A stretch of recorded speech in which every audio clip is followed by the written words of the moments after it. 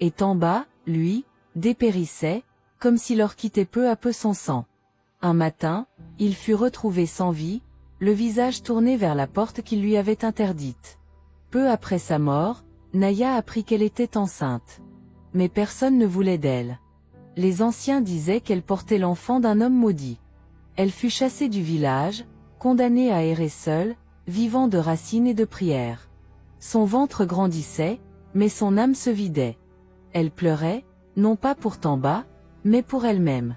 Une nuit, sous la pluie, Naya accoucha seule, au bord de la rivière sacrée. Elle donna naissance à un garçon.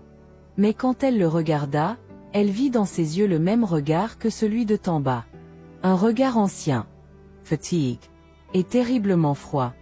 Terrifiée, elle cria, mais le vent emporta sa voix. Le matin, des pêcheurs la retrouvèrent inconsciente, l'enfant dans les bras. Elle avait survécu, mais quelque chose en elle était mort. Des années passèrent. Naya éleva son fils seul.